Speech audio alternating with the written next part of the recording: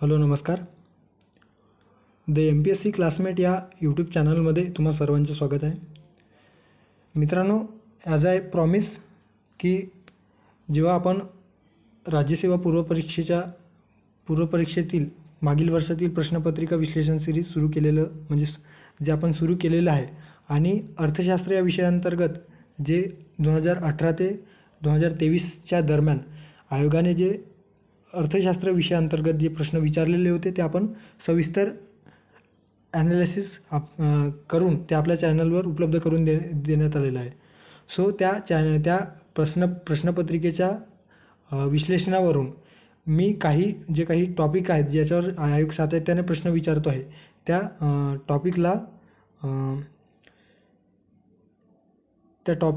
टॉपिकच्या अनुषंगाने काही revision lecture series सुरू करेन असं मागच्या व्हिडिओमध्ये मी तुम्हाला सांगितलेलं होतं. एकंदरीत इकॉनॉमिक्सच्या स्ट्रॅटेजीबद्दल जेव्हा बोललेलं होतं तेव्हा. ओके. सो त्या व्हिडिओच्या अनुषंगाने किंवा त्या अर्थशास्त्र या टॉपिक किंवा अर्थशास्त्र या विषयानुषंगाने आपण आज नवीन लेक्चर सिरीज ज्याला आपण अर्थशास्त्र to the point revision series असं नाव दिलेलं आहे. तर या टू द पॉईंट रिव्हिजन सिरीजच्या माध्यमातून जे महत्त्वाचे टॉपिक अर्थशास्त्राच्या दृष्टीने ज्याच्यावर आयोग सातत्याने प्रश्न विचारतो ते सविस्तर आपण डिस्कस करूयात. आणि याला जो बेस असेल तो 2018 ते 2023च्या दरम्यान जे प्रश्नपत्रिकेच्या आधारावर हे to the point revision series असणार आहे. ओके. सो आजचा जो टॉपिक असणार आहे तो चलनवाढ या प्रकरणासंदर्भात असणार आहे, ज्यालाच आपण किंमतवाढ किंवा इंग्रजीमध्ये इन्फ्लेशन असे म्हणतो. ओके. सो कुठलाही वेळ वाया न घालवता आपण आपल्या लेक्चरला सुरू करूयात. आता सर्वात आधी चलनवाढ म्हणजे काय रे भाऊ? ओके. तर चलनवाढ म्हणजे काय ते आपल्याला माहिती असायला हवं.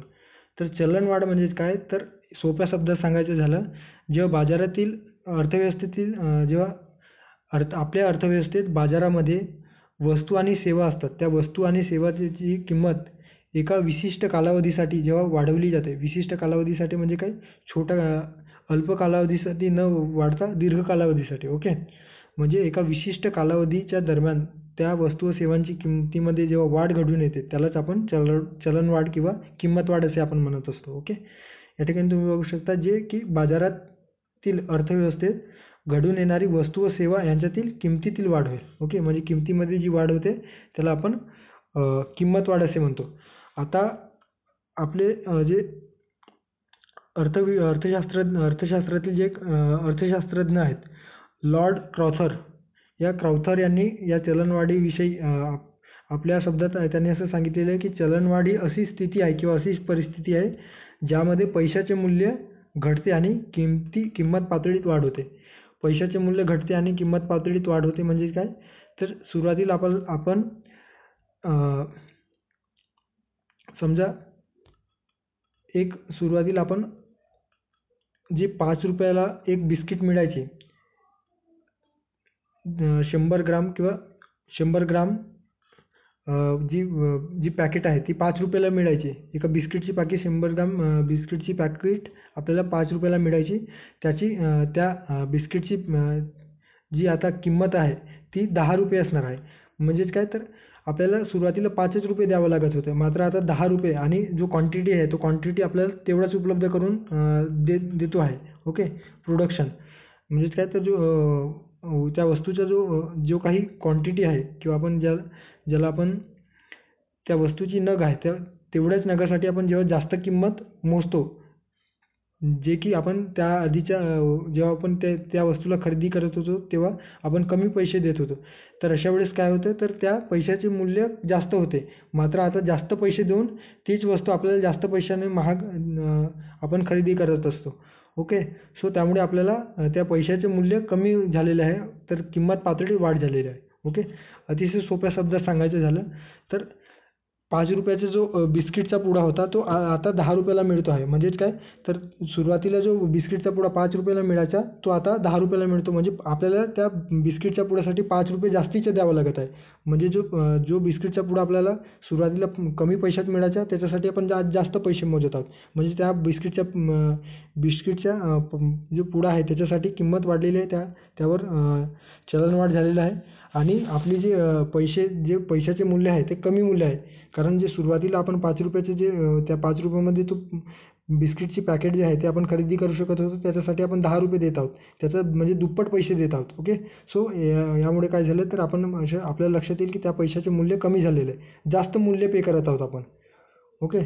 सो अशा पद्धतीने क्राउथर यांनी म्हटलेलं आहे. आता प्राध्यापक पिगू काय म्हणतात, तर प्राध्यापक पिगू असे म्हणतात की जेव्हा पैशातील उत्पन्न हे उत्पन्नाच्या वाढीच्या प्रक्रियेपेक्षा अधिक वेगाने वाढतो तेव्हा त्याला चलनवाढ असे म्हणतात. पैशातील उत्पन्न हे उत्पन्न वाढीच्या प्रक्रियेपेक्षा अधिक वेगाने वाढतो. म्हणजेच काय, तर समजा एखादा व्यक्ती रोज 100 रुपये कमवतो आहे आणि त्याचा जो खर्च आहे, जो सुरुवातीला 100 रुपयामध्ये त्याचं सर्व काही जे काही दैनंदिन खर्च आहे, जीवनावश्यक जे गरजा आहेत ते भागत असे. मात्र आता त्याचे उत्पन्न समजा 150 रुपये झाले, मात्र चलनवाढ 200 रुपये होत असेल, तर वस्तू व किमतीसाठी त्याला 200 रुपये खर्च करावे लागत असतील. तर अशा वेळेस वस्तू व सेवांची किंमत काय झालेली आहे, तर वाढ झालेली आहे. म्हणजेच काय, तर त्या ठिकाणी काय निर्माण झालेलं आहे, तर चलनवाढ निर्माण झालेलं आहे. अशा पद्धतीने प्राध्यापक पिगू यांनी आपल्या व्याख्येमध्ये स्पष्ट केलेलं आहे. थोडक्यात काय, तर अर्थव्यवस्थेमध्ये लोकांच्या हातातील पैसा वाढला की लोक मोठ्या प्रमाणात वस्तू व सेवा खरेदी करू लागतात. मोठ्या प्रमाणात खरेदी होत असेल, म्हणजेच वस्तू व सेवांची मोठ्या प्रमाणात खरेदी होत असेल, तर साहजिकच त्या वस्तू व सेवांची मागणीसुद्धा वाढते. आणि मागणी वाढली तर त्या वस्तूच्या किमतीवर परिणाम होतात आणि किंमत देखील, त्या वस्तूच्या किमती देखील वाढवल्या जातात. कारण जास्तीत जास्त नफा कमविणे हा प्रत्येक उत्पादकाचा किंवा व्यापाराचा उद्देश असतो. ओके. सो त्या वस्तू महाग होतात आणि म्हणूनच अशी जी परिस्थिती निर्माण होते त्यालाच आपण किंमत वाढ असे आपण म्हणत असतो. ओके. आता या किंमत वाढीचे किंवा चलनवाढीचे प्रकार काय आहेत किंवा किती प्रकारचे चलनवाढ असतात, तर आपल्याला 4 प्रकारचे चलनवाढ प्रामुख्याने आपल्याला दिसून येतात. कुठले 4 प्रकार आहेत, तर एक आहे रांगणारी, ज्याला आपण क्रिपिंग इन्फ्लेशन असे म्हणतो. त्यानंतर आहे चालणारी चलनवाढ. ओके. ज्याला आपण वॉकिंग किंवा ट्रॉटिंग इन्फ्लेशन म्हणतो. पळणारी आहे रनिंग इन्फ्लेशन, ज्याला गॅलोपिंग असे देखील म्हटले जाते. आणि चौथा जो पर्याय आहे बेसुमार, ज्याला हायपर इन्फ्लेशन किंवा गॅलोपिंग इन्फ्लेशन असे म्हणतात. आणि हे चलनवाढीचे प्रकार आहेत, तर त्या चलनवाढीच्या दरानुसार ठरवल्या आहेत किंवा दरानुसार बायफार्केट करण्यात आलेलं आहे. ओके. सो आता दरानुसार म्हणजेच काय, तर जेव्हा वस्तू व सेवांच्या जे काही किंमत वाढ आहे, तर त्या किंमत वाढीचा दर जेव्हा खूप कमी असतो, म्हणजेच काय, तर तो जो दर आहे तो 3% किंवा त्यापेक्षा कमी असेल, तर 3% पेक्षा कमी असणारा जो चलनवाढ आहे त्याला आपण रांगणारी चलनवाढ असे म्हणतो. म्हणजे ते क्रिपिंग, हळूहळू चलनवाढीच्या म्हणजे त्या वस्तू व सेवांच्या किमतीमध्ये हळूहळू वाढ होत आहे, म्हणजे क्रिपिंग इन्फ्लेशन होत आहे. ओके. आणि ही चलनवाढ जी असते ते आपल्या अर्थव्यवस्थेत धोकादायक असते का, तर नसते, धोकादायक नसते. ओके. आता जी चालणारी चलनवाढ ज्याला आपण वॉकिंग किंवा ट्रॉटिंग इन्फ्लेशन, तर या वॉकिंग किंवा ट्रॉटिंग इन्फ्लेशन ज्याला चालणारी चलनवाढ, तर त्याचा जो दर असतो, तर वार्षिक दर असतो 3 ते 10% एवढा चलनवाढीचा वार्षिक दर असतो. ओके. म्हणजे एखाद्या वस्तूमध्ये किती टक्के वाढ झालेली आहे, तर 3 ते 10% पर्टिक्युलर त्या वस्तूची वाढ होत असतील एका वर्षामध्ये, तर त्याला आपण चालणारी चलनवाढ असे म्हणतो. आता ही चलनवाढ जी असते ते अर्थव्यवस्थेकरिता लाभदायक असते. आता लाभदायक का असते, तर जेव्हा चालणारी चलनवाढ असते ते 3 ते 10% जेव्हा ही चालणारी चलनवाढ असते, तर अशा वेळेस जेव्हा ही अर्थव्यवस्थेकरिता लाभदायक असतं. म्हणजेच काय, तर अर्थव्यवस्थेच्या विकासाकरिता ही चलनवाढ आवश्यक मानली जाते. कारण या चलनवाढीमुळे वस्तू व सेवांच्या मागणीत वाढ होत असतो आणि वाढ झाल्याकारणाने उत्पादनाला चालना मिळतो आणि उत्पादनाला चालना मिळत असल्याकारणाने वस्तू व सेवांच्या उत्पादनामध्ये वाढ घडवून आणला जातो आणि परिणामतः रोजगार निर्मितीस ही चलनवाढ कारणीभूत ठरते आहे. ओके. म्हणजे जास्त मागणी वाढली म्हणजे आपल्याला वस्तूचे उत्पादन जास्त घ्यावं लागेल. जास्त उत्पादन घेण्यासाठी आपल्याला जास्त मजूर कामगार आपल्या रोजगार किंवा कारखान्यामध्ये बोलवावे लागेल. परिणामतः त्या कारखानदारांना किंवा त्या कामगारांना आपल्याला रोजगार उपलब्ध करून देता येईल आणि परिणामतः त्याचा एकंदरीत प्रभाव काय होणार आहे किंवा परिणाम कसा होणार आहे, तर जे काही बेरोजगार होते त्या बेरोजगारांना रोजगार उपलब्ध मिळणार आहे आणि परिणामस्वरूप बेरोजगारीचे प्रमाण कमी होण्यास मदत होणार आहे. त्यामुळे ही जी चालणारी चलनवाढ आहे, ज्याला आपण ज्याचा दर 3 ते 10% असते, तिला अर्थव्यवस्थेसाठी योग्य चलनवाढ असे म्हटले जाते. त्यानंतर आहे पळणारी चलनवाढ. आता जेव्हा हे जो चलनवाढीचा जो दर आहे तो 10 ते 20% असतो, तेव्हा त्याला पडणारी चलनवाढ असे म्हणतो. आणि ही चलनवाढ अर्थव्यवस्थेसाठी घातक बनायला सुरुवात होते. ओके, म्हणजे हानिकारक व्हायला सुरुवात होते. कारण अशा वेळेस प्रामुख्याने चलनवाढीचा वाढता दर आहे, मात्र जे काही अर्थव्यवस्थेतील आणि जे विकसनशील अर्थव्यवस्था, जे विकसनशील देश आहेत त्या देशातील नागरिकांकडे तितका पैसा किंवा गरजा, जे काही जीवनावश्यक गरजा आहेत ते महाग होत जातात आणि परिणामतः त्यांच्या जे गरजा भागवणे आहे ते पूर्ण होत नसल्याकारणानं बेकारीची परिस्थिती असते, बेरोजगारी निर्माण होते प्रामुख्याने. आणि हळूहळू त्या देशाची अर्थव्यवस्था, त्या लोकांची अर्थव्यवस्था एकंदरीतच खालावत जातं. ओके, म्हणूनच या जो पडणारी चलनवाढ आहे त्याला अर्थव्यवस्थेसाठी धोका निर्माण करणारी किंवा घातक असणारी चलनवाढ असे म्हटलं जातं. ओके, आता या ठिकाणी देण्यात आलेलं आहे की जेव्हा 10% जास्त होते तेव्हा त्या प्रमाणात वस्तू व सेवांच्या मागणीमध्ये वाढ होत नाही. ओके, आणि चलनवाढीचा सर्वाधिक फटका कोणाला बसतो तर गरीब व मध्यमवर्गीय लोकांना बसत असतो. या अर्थव्यवस्थेमध्ये अशा प्रकारची चलनवाढ आटोक्यात आणायची असल्यास मूलभूत जे काही चलनविषयक धोरण, ज्या आपल्या देशामध्ये RBI द्वारे जे काही मॉनिटरी पॉलिसी, ज्याला मौद्रिक धोरण आहे, आणि गव्हर्नमेंट राजकीय धोरण, या धोरणांचा अवलंब करून ही जी चलनवाढ आहे पडणारी ते आटोक्यात आणण्याचा प्रयत्न करीत असतो. ओके, त्यानंतर आहे बेसुमार चलनवाढ, ज्याला हायपर इन्फ्लेशन असे म्हणतो. जे विकसनशील देश आहेत, जसं आता तुम्हाला माहीत असेल की मागच्या 2 वर्षामध्ये जे व्हेनेझुएला हे जे ठिकाण आहे दक्षिण अमेरिकेतील, तर या दक्षिण अमेरिकेतील व्हेनेझुएला या ठिकाणी प्रचंड प्रमाणामध्ये त्या देशामध्ये चलनवाढीचा परिणाम बेसुमार झालेले होते. ओके, सो त्या ठिकाणी अक्षरशः त्यांचं जे करन्सी आहे ते करन्सी खालती आलेले होते, डॉलरच्या तुलनेत कितीतरी पट खालती गेलेले होते. सो अशा पद्धतीचे ज्या ठिकाणी चलनवाढ घडून येतो त्याला आपण हायपर इन्फ्लेशन किंवा गॅलोपिंग इन्फ्लेशन असे म्हणतो, ज्यालाच आपण मराठीत बेसुमार चलनवाढ. तर त्यांचा एकंदरीत दर किती असतो चलनवाढीचा दर, तर वर्षामध्ये जो चलनवाढीचा दर असतो वर्षभरासाठी तो 20% किंवा त्यापेक्षा जास्त असतो.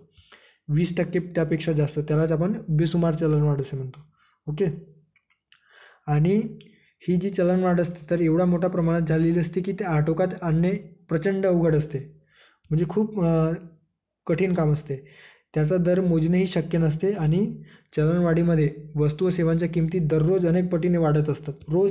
रोज वस्तूंच्या किमतीमध्ये अनेक पटीने त्या वस्तूंच्या किमतीमध्ये वाढ होत असतो आणि ही अतिशय धोकादायक असते. अशा चलनवाढीच्या परिस्थितीमध्ये अर्थव्यवस्थेचा विकास होणे कदापि शक्य नसते.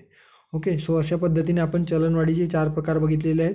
ते कुठले आपल्याला माहिती असायला हवे. रांगणारी चलनवाढ 3% किंवा त्यापेक्षा कमी, ही अर्थव्यवस्थेत फारशी धोकादायक नसते, म्हणजे काय तर धोकादायक नसतेच. त्यानंतर आहे चालणारी चलनवाढ, ही याचा दर किती असतो तर 3 ते 10% इतका या चालणारी चलनवाढीचा दर असतो आणि अर्थव्यवस्थेसाठी आवश्यक मानली जाते. का आवश्यक मानली जाते तर वस्तू व सेवांच्या मागणीत वाढ होते आणि परिणामतः वस्तू व सेवांच्या जे काही मागणीत वाढ झाल्याने उत्पादनाला चालना मिळते आणि उत्पादनाला चालना मिळालं की रोजगार निर्मितीस चालना होऊन बेरोजगारीचे जे प्रमाण आहे ते कमी होण्यास मदत होते. त्यामुळे अर्थव्यवस्थेसाठी ही चालणारी जी चलनवाढ आहे ती योग्य मानली जाते. त्यानंतर पडणारी चलनवाढ 10 ते 20% अर्थव्यवस्थेसाठी घातक बनायला सुरुवात होते आणि जी बेसुमार चलनवाढ आहे 20% जास्त, ती अर्थव्यवस्थेसाठी अतिशय धोकादायक असते. ओके, जे आपण सध्या व्हेनेझुएला यासारख्या देशामध्ये आपण सध्या अनुभवत आहोत. ओके, सो या ठिकाणी तुम्ही बघू शकता या डायग्राममध्ये किंवा या चलनवाढीचे प्रकार दिलेले आहे. क्रीपिंग चलनवाढ, वॉकिंग इन्फ्लेशन, त्यानंतर रनिंग म्हणजे धावणारी आणि अति चलनवाढ. ओके, सो या ठिकाणी चलनवाढीचे वेगवेगळे प्रकार आपण बघितलेले आहे.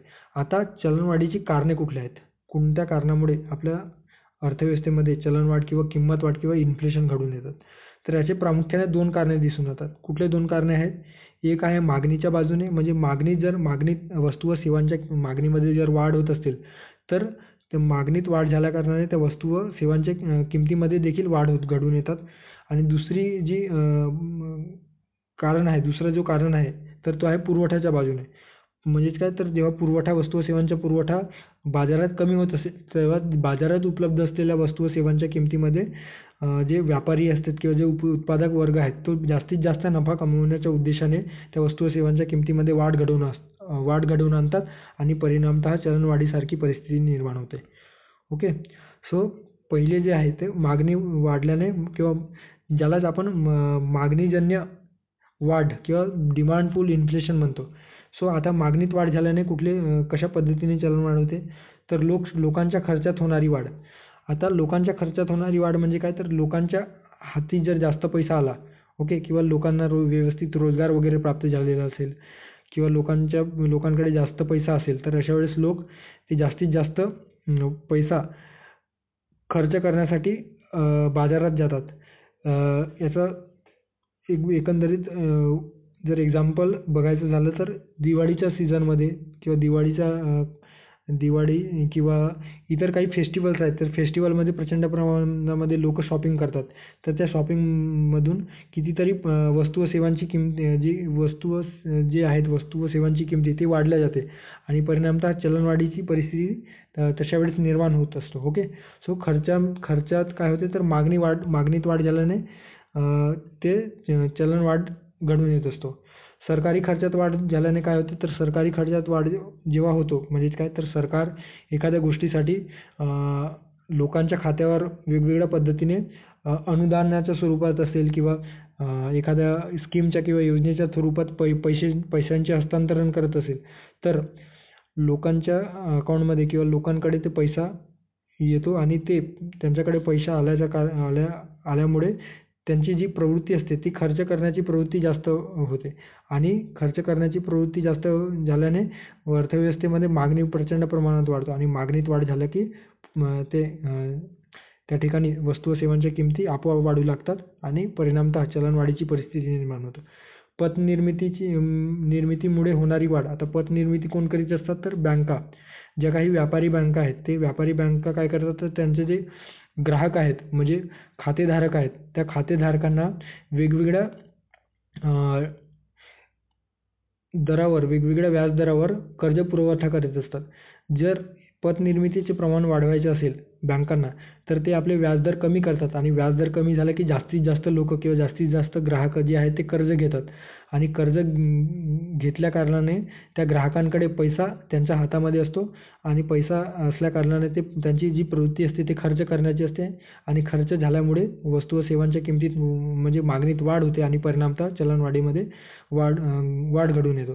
त्यानंतर तुटीच्या अर्थभरणा. आता जे बघितलं तुटीच्या अर्थभरणा कोण करत असतो, तर सरकार. ओके. जो वेगवेगळ्या अनुदान असेल किंवा PM किसान सन्मान योजनासारख्या असतील किंवा उज्ज्वला योजना, त्यानंतर इतर ज्या काही योजना आहेत, तर त्या योजनेच्या माध्यमातून पैसा हस्तांतरित करतात किंवा वेगवेगळ्या योजनांमध्ये गुंतवले जाते वेलफेअर स्कीममध्ये. तर अशामुळे वस्तू व सेवांच्या मागणीत वाढ होते. लोकांकरवी ते मागणी वाढवली जाते आणि त्यामुळे चलनवाढीची परिस्थिती निर्माण होत असते. काळा पैसा ब्लॅक मनी असतील तर अर्थव्यवस्थेत प्रचंड प्रमाणात ते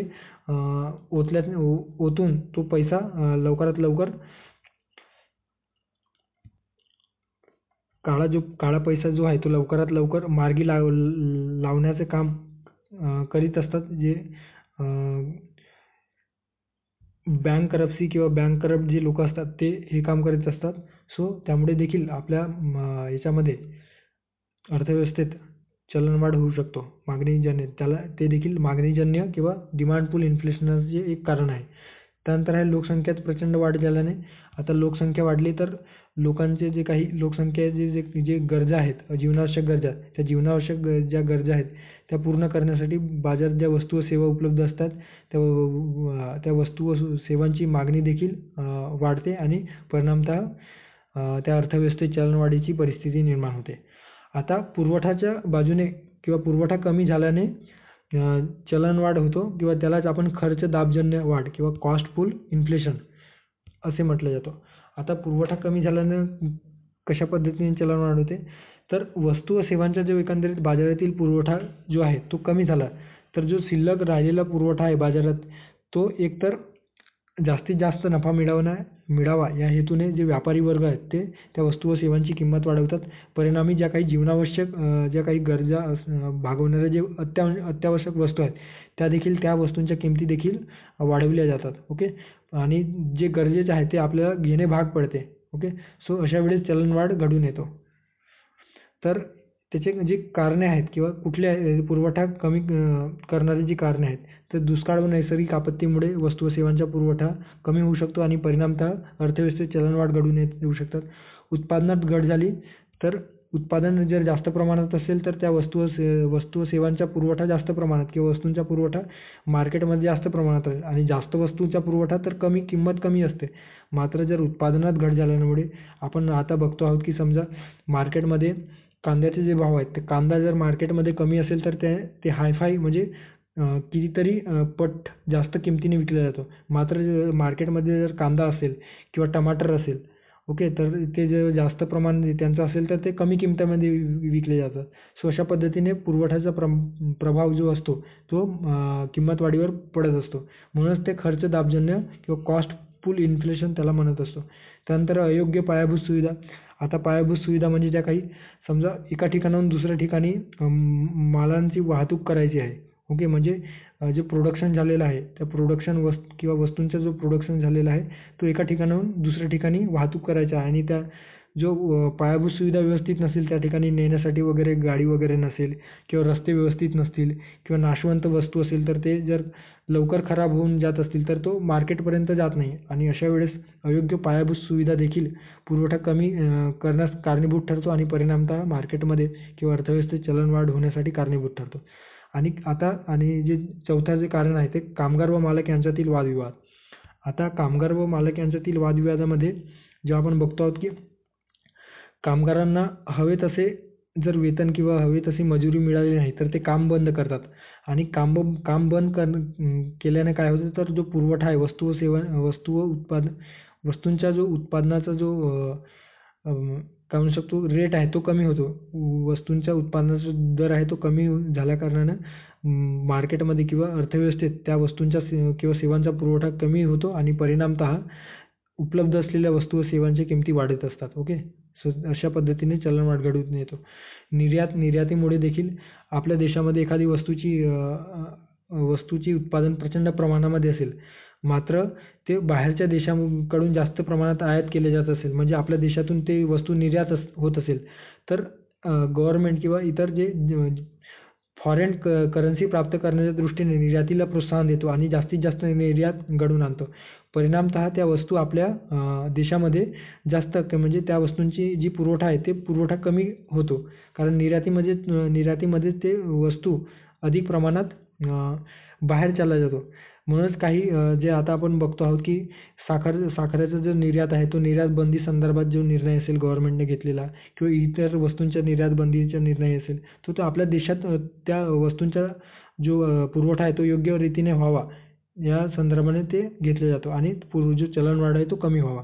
अशा पद्धतीने दुष्काळ व नैसर्गिक परिस्थिती, त्यानंतर उत्पादनात घट झाल्याने अयोग्य पायाभूत सुविधा, कामगार व मालक यांच्यात वादविवाद आणि निर्यात हे पुरवठा कमी करण्यास कारणीभूत घटक आहेत. तर मागणीमध्ये आपण बघितलं की खर्चात असेल, पत निर्मिती असेल, तुटीचे अर्थभांडार असेल, काळा पैसा असेल, लोकसंख्या वाढल्याने असेल तर हे मागणीजन्य किंवा त्यालाच आपण मागणी वाढल्याने निर्माण होणारी चलनवाढ असे आपण म्हणतो. आता चलनवाढीचे परिणाम कोणत्या स्वरूपाचे दिसून आता चलनवाढीच्या अर्थव्यवस्थेवर परिणाम दोन्ही प्रकारे होत असतो. कोणत्या दोन्ही प्रकारे होत असतो तर एक तर आहे सकारात्मक परिणाम आणि दुसरा आहे नकारात्मक परिणाम. ओके. जसा फायदा होतो तसा म्हणजे चलनवाढीच्या अर्थव्यवस्थेला जसा फायदा होत असतो तसा तोटासुद्धा होत असतो. आता चलनवाढी अर्थव्यवस्थेतील विकासासाठी आवश्यक मानली जाते. ओके. साधारणतः जी चालणारी चलनवाढ आहे त्या चालणारी चलनवाढीला अर्थव्यवस्थेसाठी फायद्याची मानली जाते कारण त्यामुळे रोजगार उपलब्ध होतो किंवा बेरोजगारीचे प्रमाण आहे ते कमी करण्यास मदत होते. मात्र जेव्हा ती चलनवाढीचा दर जेव्हा आटोक्याच्या बाहेर जातो तेव्हा ते आपल्या अर्थव्यवस्थेसाठी हानिकारक समजले जाते. ओके. ही चलनवाढ मर्यादित प्रमाणात असेल तर लाभदायक ठरते. ओके. आणि ती चलनवाढ जर अमर्याद असेल तर ते आपल्या अर्थव्यवस्थेच्या दृष्टीने प्रतिकूल प्रभाव टाकत असते. आता चलनवाढीचे जे परिणाम आहेत ते सकारात्मक परिणाम कुणासाठी आणि नकारात्मक परिणाम कुणासाठी असतो. तर सकारात्मक परिणामामध्ये सर्वात आधी आहे उत्पादक. आता उत्पादन करणारे जे घटक आहेत तर चलनवाढीचा जो परिणाम आहे किंवा प्रभाव आहे तो उत्पादकांना फायद्याचा असतो. का फायद्याचा असतो तर सुरुवातीला कमी किमतीमध्ये उत्पादक आपल्या वस्तूंचे उत्पादन करायचे आणि कमी किमतीमध्ये त्या वस्तू मार्केटपर्यंत द्यायचा. त्यामुळे मात्र जेव्हा चलन व त्या वस्तूंची किंमत वाढलेली असते तेवढेच उत्पादन जे आधी तेवढं करत होता, तर मात्र आता त्याच उत्पादनातून त्याला जास्तीचे काय म्हणू शकतो आपण नफा प्राप्त होत असतो किंवा जे जास्तचे उत्पन्न मिळत असतो. त्यामुळेच त्याला सकारात्मक परिणाम उत्पादकासंदर्भात आपल्याला दिसून येतो. ओके. आणि समजा उत्पादक सुरुवातीला 100 वस्तूंचा पुरवठा मार्केटमध्ये 1000 रुपयाला करत असेल. ओके. तर आता जेव्हा त्या वस्तूंची किंमत वाढली असेल, आता तेच 100 वस्तू 2000 रुपयाला तो विकत असेल, तर त्या उत्पादकांना 1000 रुपयाचं सुद्धा उत्पन्न प्राप्त होतं. म्हणून उत्पादकांना ही चलनवाढ काय सकारात्मक परिणाम त्यांच्यावर होत असतो. गुंतवणूकदार जेव्हा एखाद्या भांडवलावर किंवा एखाद्या उद्योगावर जेव्हा पैसे गुंतवत असतात किंवा शेअर्सवर पैसे गुंतवत असतात, तर अशा वेळेस ते एका विशिष्ट दरानुसार ते आपल्या भांडवलामध्ये पैसे गुंतवत असतात. ओके. आणि या विशिष्ट दरामध्ये त्या भांडवलात पैसे गुंतवत असतात. मात्र जेव्हा त्यांना काय म्हणतो आपण जेव्हा त्यांना त्या गुंतवणुकीवरून जेव्हा व्याज प्राप्त होत असतो, तेव्हा व्याज प्राप्त वेळेस जर देशामध्ये किंवा अर्थव्यवस्थेत चलनवाढ झालेली असेल, तर तो व्याजाचा दर देखील त्यांना जास्त प्रमाणात मिळतो. त्यामुळे त्यांना जो चलनवाढीचा जो परिणाम आहे, तर त्यांच्यासाठी अनुकूल परिणाम ठरतो. आता ऋणको म्हणजे काय, तर कर्ज घेणारा व्यक्तीला चलनवाढीचे परिणाम हे फायदेशीर असतो. तर कर्ज देणारे जे व्यक्ती असते, ज्याला आपण धनको म्हणतो, तर धनकोला ते चलनवाढीचे परिणाम हे नकारात्मक परिणाम सोसावे लागतात. आता कसं, समजा ए हा व्यक्ती बी या व्यक्तीकडून 100 रुपये कर्ज घेतलेले आहेत. ओके. 10% दराने 100 रुपये कर्ज घेतलेले आहेत. आता जेव्हा तो कर्ज परत करतो, ओके, आता तो एका वर्षानंतर 110 रुपये परत करेल. मात्र आता जी सुरुवातीला 100 रुपयामध्ये एखादी वस्तू मिळत होती, ते आता त्या वस्तूची किंमत बीला ती वस्तू खरेदी करण्यासाठी 200 रुपये द्यावे लागतो आहे. तर एने जो सुरुवातीला कर्ज घेतलेले होते, मात्र जेव्हा तो परत करतो ते 110 रुपये त्या बीकडे परत करतो आहे. मात्र त्या वस्तू खरेदी करायला आता सध्या 200 रुपये बीला लागत असेल, तर ए हा फायद्यात असतो, तर बी हा म्हणजे जो कर्ज घेणारा आहे तो फायद्यात असतो, तर कर्ज देणारा हा तोट्यात असतो किंवा त्याच्यावर नकारात्मक परिणाम असतो. ओके, प्रभाव पडत असतो. आता शेतकरी वर्ग जे उत्पादक वर्ग आहेत, आपण उत्पादक वर्गाबद्दल बोलू, तर शेतकरी वर्ग हे आपल्या शेतीतून जितका ते उत्पादन करीत असतात, तर त्या उत्पादनाचा खर्च आहे जास्त, जो खर्च आहे तो तितकाच असतो. मात्र जेव्हा ते उत्पादन बाजारामध्ये येऊन विकतात, तेव्हा त्यांना त्या चलनवाढीचा फायदा होतो, जास्तीत जास्त उत्पन्न मिळतो. आता काही नकारात्मक परिणाम आहेत. ते कुठले नकारात्मक परिणाम दिसून येतात चलनवाढीचे, तर धनको आताच बघितलं आपण. ओके. पगारदार कर्मचारी आहे, त्यांच्या पगाराचा जो दर असतो तो वार्षिक दर फिक्स असतो. ती किंमत वाढ झाली तरी त्यांना पगाराच्या याच्यामध्ये त्यांच्या पगारामध्ये वाढ होत नाही. ओके. आणि पगारामध्ये वाढ न झाल्या कारणाने त्यांना जो पैसा आहे तो जास्त खर्च करावा लागतो आधीच्या तुलनेत. ओके. सो त्यांच्या जो पगारावरून जास्तीची रक्कम त्यांना खर्च करावा लागतो. त्यामुळे त्यांच्यावर नकारात्मक परिणाम होतो. असंघटित कामगार जे संघटित कामगार आहेत, तेच वेगवेगळ्या चळवळ असेल, आंदोलनाच्या माध्यमातून आपली जी निश्चित जो मजुरी दर आहे तो निश्चित करू शकतात. मात्र असंघटित कामगारांना त्यांचा जो उत्पादनाचा किंवा उत्पन्नाचा जो सोर्स आहे तो निश्चित नसतो किंवा मजुरीचा जो दर आहे तो निश्चित नसल्या कारणाने त्यांच्यावर निगेटिव्ह परिणाम करतो. निश्चित बचत दर एखादा व्यक्ती करत असेल, निश्चित बचत जो आहे तो विशिष्ट कालावधीमध्ये जेव्हा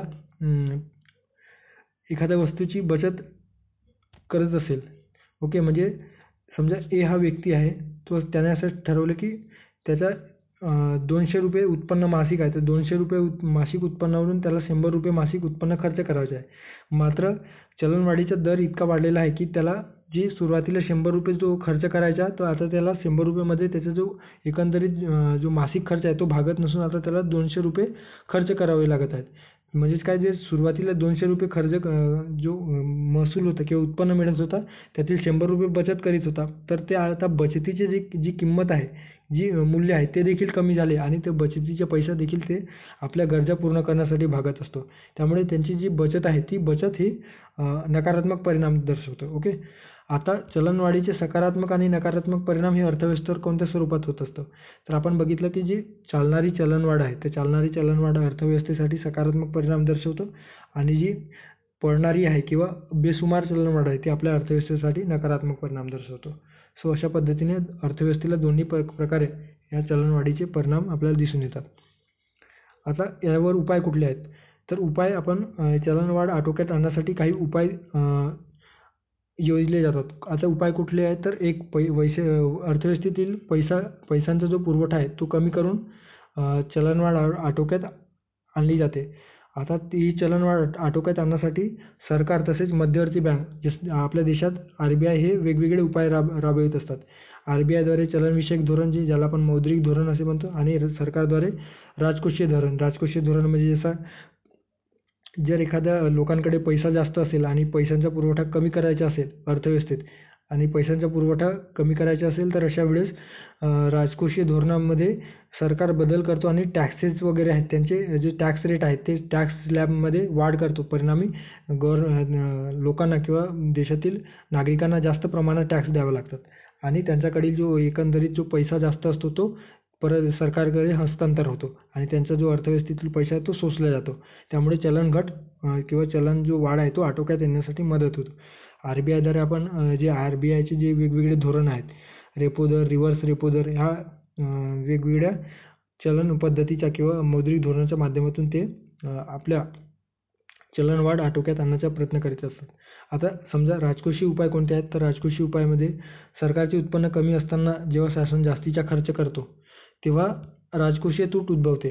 आता राजकोषीय तूट कमी करणे म्हणजे चलनवाढीवरील राजकोषीय उपाय आहे. कारण राजकोषीय तूट जर कमी केली तर जे जास्त खर्च करतात ते आटोक्यात येईल आणि परिणामतः अर्थव्यवस्थेमध्ये जो पैसा ओतला जातो आहे त्या पैशाचा जो प्रमाण आहे तो कमी होईल आणि परिणामतः वस्तू व सेवांची जी मागणी वाढलेली असते पैसा जास्त असल्याकारणाने, त्या वस्तू व सेवांची मागणी आटोक्यात येईल म्हणजे कमी होईल आणि परिणामतः त्या वस्तू व सेवांची किमती खालती येतील म्हणजे त्यांची किंमत कमी होईल आणि एकंदरीत चलन घट होण्यास मदत होईल. ओके. सो अशा पद्धतीने अर्थव्यवस्थेतील वाढती चलन प्रवृत्ती रोखण्याकरिता सरकारद्वारे संकुचित राजकोषीय धोरणाची अंमलबजावणी केली जाते. संकुचित म्हणजे काय, तर कमी राजकोषीय धोरणाची अंमलबजावणी केली जाते. आणि सरकारला उत्पन्नामध्ये वाढ करायची असेल तर अधिक कर गोळा करावा लागतो. आणि तसेच उत्पादक खर्च आहे, त्यानंतर अनुदानातील सबसिडी आहे, या खर्चामध्ये कपात करणे गरजेचे असते. जेव्हा अर्थव्यवस्थेमध्ये चलनवाढ जन्य परिस्थिती निर्माण झालेली असेल तेव्हा सरकार हे सिल्कीचे अर्थसंकल्प मांडत असतो आणि जेव्हा देशामध्ये चलनघटची परिस्थिती निर्माण म्हणजे वस्तू अतिशय स्वस्त मिळत असतील तर अशा वेळेस राजकोषीय तूट उद्भवतात.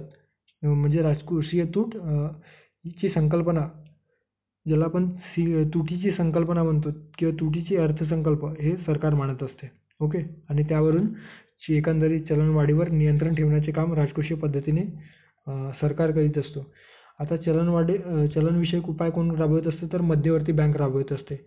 मध्यवर्ती बँक कशा पद्धतीने, तर अर्थव्यवस्थेतील जी चलन प्रवृत्ती रोखण्याकरिता रिझर्व्ह बँक ऑफ इंडिया महाग पैशाचे, ज्याला डिअर मनी पॉलिसी असे म्हणतो. ओके. तर डिअर मनी पॉलिसी हे धोरण राबवत असते, ज्यामध्ये जे बँकांना वेगवेगळे जे कर्जासंदर्भात जे देऊ घातलेली जी रक्कम आहे किंवा जी ठरवलेली रक्कम आहे त्यांचा एकंदरीतच दरांमध्ये किंवा त्यांचा बँक दर असेल, रेपो दर असेल, CRR, SLR या दरांमध्ये वाढ करते आणि परिणामतः जो व्यापारी बँकांकडे जो पैसा असतो तो पैसा या RBI कडे विशिष्ट प्रमाणामध्ये जमा करून ठेवावे लागतात. किंवा बँक दर जो आहे तो बँक दर वाढवल्या कारणाने जे त्या व्यापारी बँकांना देखील ग्राहकांना कर्ज देत्यावेळी जास्त व्याजदराने देण्याचे निर्देश RBI कडून दिले जातात. परिणामतः कमीत कमी जे ग्राहक आहेत ते कर्ज घेतात आणि पैसा कमी अर्थव्यवस्थेमध्ये ओतला जातो. ओके. अशा पद्धतीने अर्थव्यवस्थेचे जे काही महाग पैशाचे धोरणाच्या माध्यमातून मध्यवर्ती बँक चलनवाढ आटोक्यात आणण्याचा प्रयत्न करीत असतो. ओके. त्यामुळे बाजारातील पैशाचा पुरवठा कमी होतो आणि चलनवाढ कमी होण्यास मदत होते. तसेच रिझर्व्ह बँकेद्वारे सरकारी कर्जरोख्यांची विक्री करून बाजारातील रोखता शोषून घेतली जाते. ओके, म्हणजे जे काही ओपन मार्केट ऑपरेशन्स ज्याला आपण म्हणतो, म्हणजे सरकारी कर्जरोख्यांची खरेदी विक्री.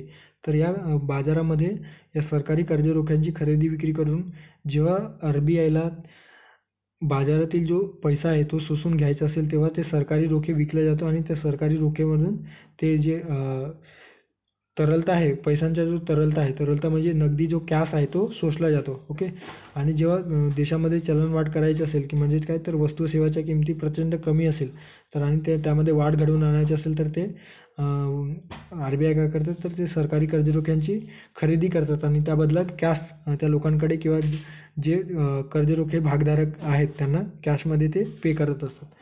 ओके, आणि थेट उपायामध्ये काही उपाय आहेत, तर चलनविषयी आणि राजकोषीय उपाय यांच्या व्यतिरिक्त थेट काही उपाय आहेत. आता कुठले उपाय आहेत, तर किमान वसुली किंमत जाहीर करणे, त्यानंतर आहे सट्टेबाजी व साठेबाजीवर आळा घालण्यासाठी उपाययोजने, वेगवेगळे दंड आकारणे किंवा फीस आकारणे. ओके, हे जे किंवा अन्नधान्याच्या अत्यावश्यक वस्तूंच्या तुटवडा जाणवत असल्यास त्याकरिता आयातीसाठी मुक्त साधारण परवाना धोरण लागू करणे इत्यादी जे काही आहेत, जे चलनवाढीला आटोक्यात आणण्यासाठी उपाय योजले जातात. आता याच्यामध्ये आपल्याला किंमत निर्देशांक ही जी एक कन्सेप्ट आहे आपल्या चलनवाढी अंतर्गत, म्हणजेच काय तर चलनवाढी ही किंमत निर्देशांकाच्या आधारावरून मोजली जाते. ओके, आता सर्वात आधी आपल्याला कुठले किंमत निर्देशांक आहेत चलनवाढीमध्ये, तर दोन प्रकारचे आहेत. एक आहे घाऊक किंमत निर्देशांक आणि ग्राहक किंमत निर्देशांक. तर घाऊक किंमत निर्देशांक ज्याला होलसेल प्राइस इंडेक्स म्हटलं जातं. ओके, होलसेल प्राइस इंडेक्स याची सुरुवात सर्वप्रथम 1942 मध्ये झाली, जी सुरुवातीला 23 वस्तूंसाठी करण्यात आलेली होती. सुरुवात किती वस्तूंसाठी? 23 वस्तूंसाठी, आणि 1942 मध्ये. 2012 मध्ये काय झालं, तर डॉक्टर सौमित्र चौधरी यांच्या कार्यगटाच्या शिफारशीनुसार 2017 मध्ये WPIच्या मापनासाठी, म्हणजे काय तर होलसेल प्राइस इंडेक्सच्या मापनासाठी 2011-12 हे नवीन आधारभूत वर्ष म्हणून स्वीकारण्यात यावा अशा पद्धतीची शिफारस डॉक्टर सौमित्र चौधरी या समितीने केलेली होती 2012 मध्ये. हे देखील आपल्याला माहिती असायला हवे. आधारभूत वर्ष किती आहे, तर 2011-12. आणि या ठिकाणी 697 वस्तूंच्या वर्गीकरण 3 गटात करण्याची शिफारस देखील करण्यात आलेली होती.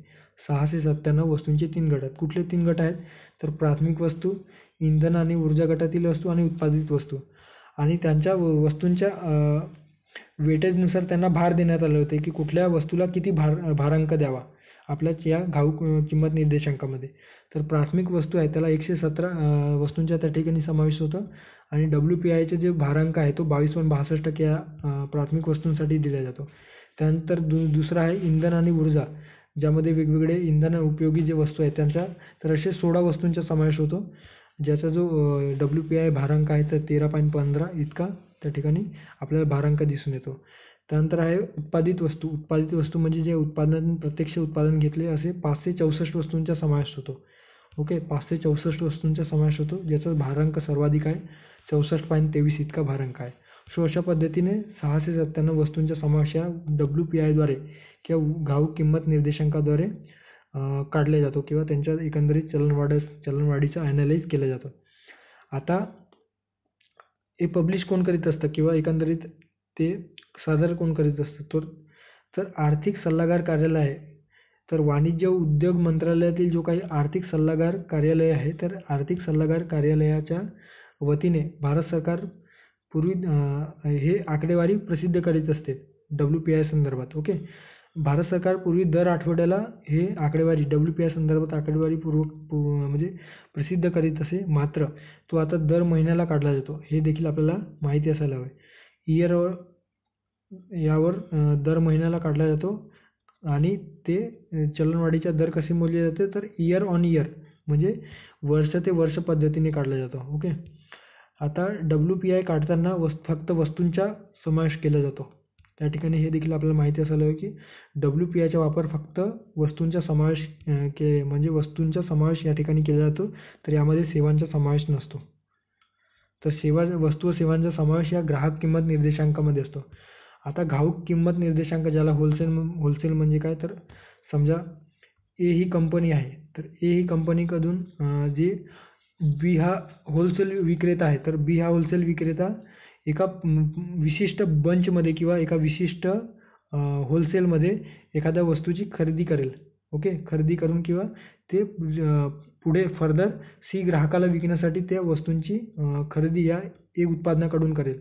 तर अशा वेळेस यावरून जे निर्देशांक काढले जाते, ओके, तर यावरून 697 वस्तू आहेत, तर 697 वस्तूंबद्दल जे निर्देशांक काढले जातात त्याला आपण WPI असे म्हणतो, होलसेल प्राइस इंडेक्स.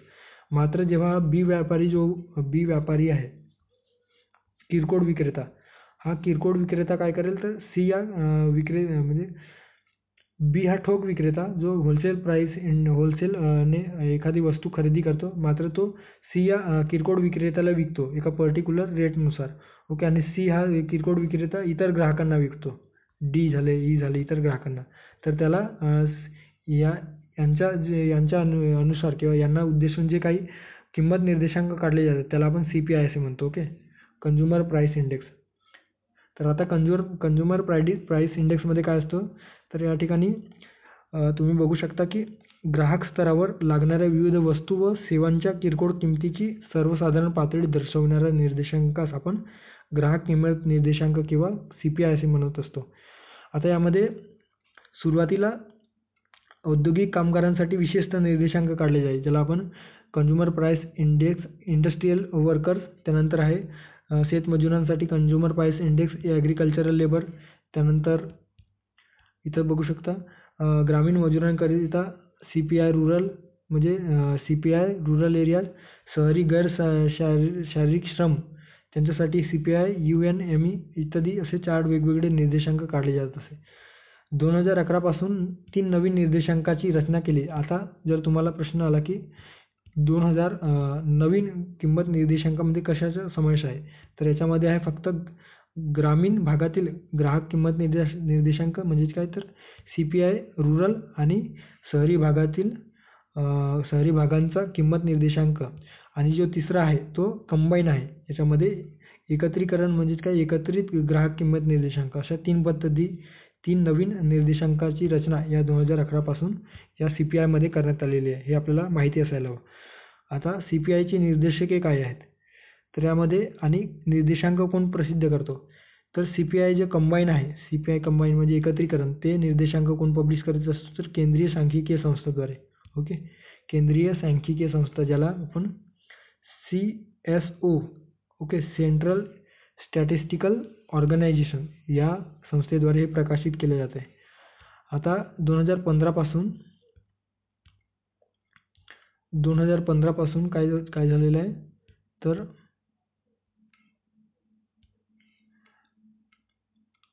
2012 हे आधारभूत जे वर्ष आहे ते गृहीत धरण्यात आलेलं आहे. आणि या आधारभूत वर्षामध्ये 2000 आधारभूत वर्ष या CPIसाठी गृहीत धरण्यात आलेलं आहे. आणि यात 6 वस्तू व सेवांचा समावेश करण्यात आलेला आहे. कुठले 6 वस्तू आहेत ते, तर अन्न व पेये, पान, तंबाखू, इंधन आणि प्रकाश. त्यानंतर आहे कपडे आणि पादत्राणे, घर व इत्यादी घरगुती व सेवा, असे एकूण 6 वस्तूंचा समावेश या ठिकाणी करण्यात आलेला आहे.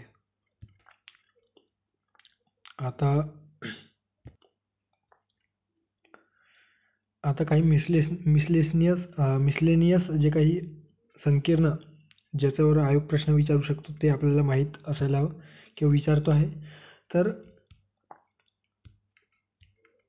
या ठिकाणी जे डॉक्टर उर्जित पटेल समिती होती, या उर्जित पटेल समितीने CPI कंबाईनसाठी एक नवीन निर्देशांक आधारभूत मानण्याची शिफारस केलेली होती, जे आपण कंझ्युमर प्राइस इंडेक्स ग्राहक किंमत निर्देशांक म्हणतो.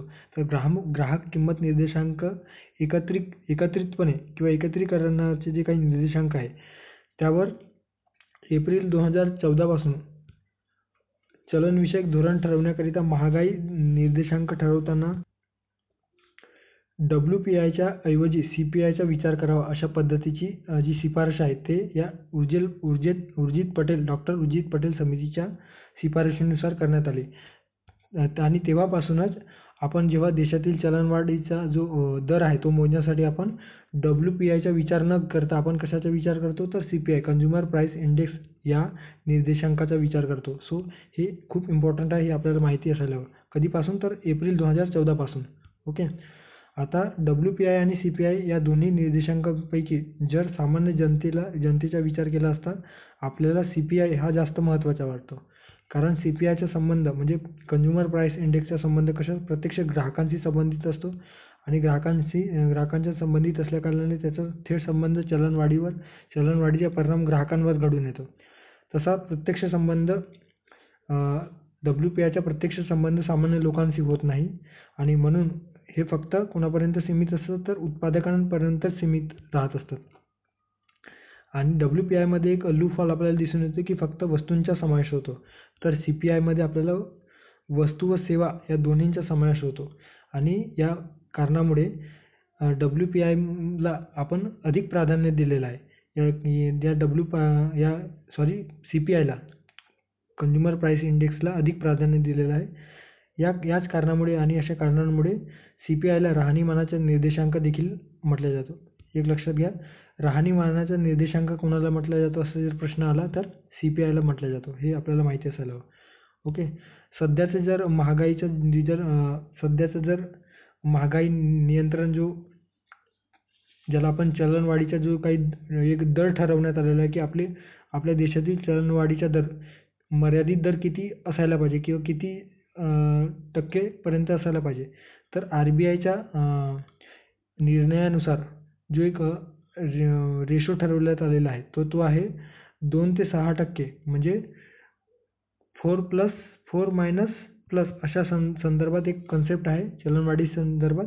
म्हणजे काय तर 4मधून -2 पर्यंत येऊ शकतो किंवा त्याच्यामध्ये 2 अधिक वाढू शकतात. ओके. 4 2+2- अशा पद्धतीची एक कन्सेप्ट आहे या चलनवाढी संदर्भात. म्हणजे 2 ते 6 दरम्यान राहू शकतो. हे कोणी ठरवलेलं आहे तर RBIने ठरवलेलं आहे.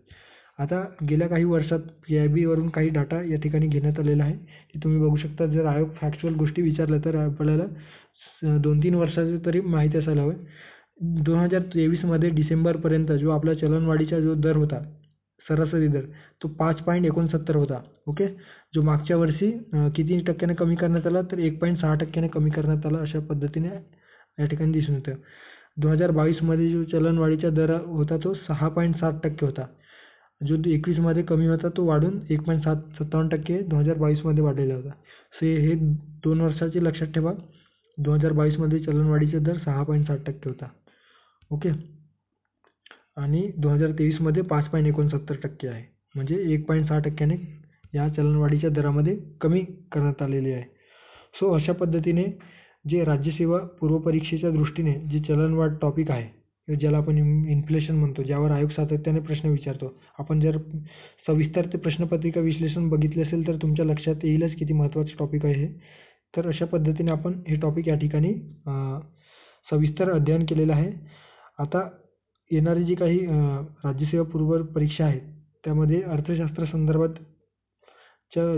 अर्थशास्त्राच्या दृष्टीने अजून काही विशेष टॉपिक मी अशाच व्हिडिओच्या माध्यमातून घेणार आहे. तुम्ही नक्की या व्हिडिओला किंवा अशा व्हिडिओला चांगला प्रतिसाद द्यावा हीच अपेक्षा ठेवतो. ओके. भेटूया पुढच्या व्हिडिओमध्ये. तोपर्यंत व्हिडिओ आवडल्यास नक्की चॅनलला सबस्क्राईब करा आणि तुम्हाला या लेक्चरची PDF हवी असेल तर या टेलिग्राम चॅनलला ही लेक्चरची PDF अवेलेबल करून दिली जाईल. त्या ठिकाणी जॉईन करून तुम्ही ती PDF डाउनलोड करू शकता. ओके. सो भेटूया पुढच्या व्हिडिओमध्ये. थँक्यू.